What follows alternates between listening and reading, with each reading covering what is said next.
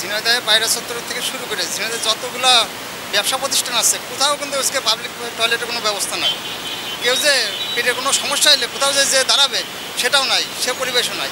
তো এখন আমাদের ঝিনাইদহের আজকে পৌরসভার আজকে একান্ত দাবি পায়রা চত্বরে একটা আজকে পাবলিক টয়লেটের ব্যবস্থা করতে।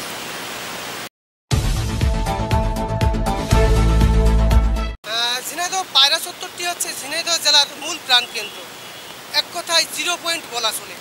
এই ঝিনাইদহ পায়রা চত্বরের আশপাশে ছোট বড় অসংখ্য মার্কেট রয়েছে, যে মার্কেটে কিন্তু ঝিনাইদহ জেলার বিভিন্ন জায়গা থেকে মানুষজন ছুটে আসে এখানে জিনিস ক্রয় করতে এবং বিক্রয় করতে। ঝিনাইদহ পায়রা চত্বরে যদি কোনো মানুষ আসে, যদি তাদের কোনোভাবে টয়লেট চাপে, পাবলিক কোনো টয়লেট কিন্তু এখানে নাই, যার কারণে তাদের কিন্তু ভোগান্তির শিকার হতে হয়।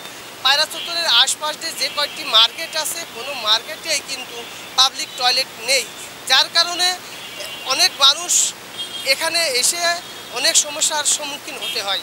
সুপ্রিয় দর্শক, আমরা প্রশাসনের দৃষ্টি আকর্ষণ করছি, ঊর্ধ্বতন কর্মকর্তাদের দৃষ্টি আকর্ষণ করছি। এখন আমাদের তো উপায় নেই, আমরা রিক্সা চালিয়ে খাই, গরিব মানুষ, পাবলিক টয়লেট তো অবশ্যই দরকার। তারপরে ঝিনাইদহতে দেখেন শোলকোপা, হরিণাকুণ্ড, এদিকে ফলসি, তুলা, চুলকনি, এদিকের লোকজন তো চলাফেরা ঝিনাইদহতে বেশি।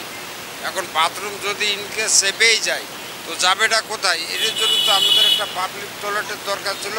পোস্ট অফিসের মোড়ে তো কোনো জায়গা নেই, এই পায়রা চক্করের মাথায় এবং এই পাম্পের আশেপাশে এখানে দুটো বট গাছ আছে। মনা গাঙ্গুলি হোটেলের পাশে যদি এখানে মেলা জায়গা আছে, যদি আপনাদের মাধ্যমে এবং যদি দেখা যাচ্ছে যে সেটা হয়ে যায়, সেটা তো আমাদের জন্যই ভালো। এখানে পাবলিক টয়লেট হলে দেখা যায় বাচ্চা কাচ্চা নিয়ে অনেক সময় ঝামেলায় পড়ে, আমরাও ঝামেলায় পড়ি। রিক্সাটা রেখে যে টয়লেটে যাব, রেখে গেলেই তো আমাদের দেখা যাচ্ছে বিবাদ, রিক্সাটা চুরি হয়ে যাবে। এই সময় সরকার ক্ষমতায় নেই, বিভিন্ন রকমের লোকজন, চোর, গুন্ডা, বদমাইশ বর্তমান ঝিনাইদহতে বেশি।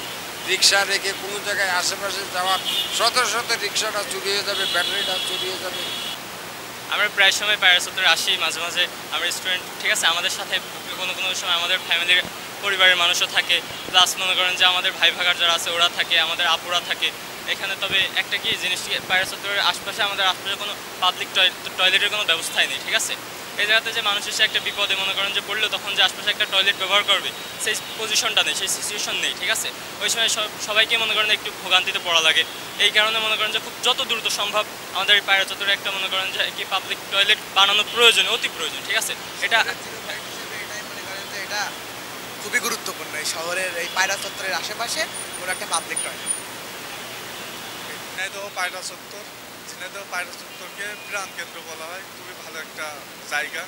কিন্তু আসলে এখানে প্রচুর পরিমাণ মানুষ নিয়মিত খাবার কিনতে আসে বা বিভিন্ন জিনিসপত্র, কাপড় চোপড় সব কিছু কিনতে আসে। কষ্টের ব্যাপার কি যে এখানে এসে হুট করে একটা মেয়ে ছেলের বা যে কারোর কিন্তু হঠাৎ করে টয়লেটে যাইতে হইতে পারে। কিন্তু এখানে কষ্টের ব্যাপার কি, এখানে কোনো ভালো একটা পাবলিক টয়লেট নেই। এই কারণে মানুষের খুবই দুর্ভোগ।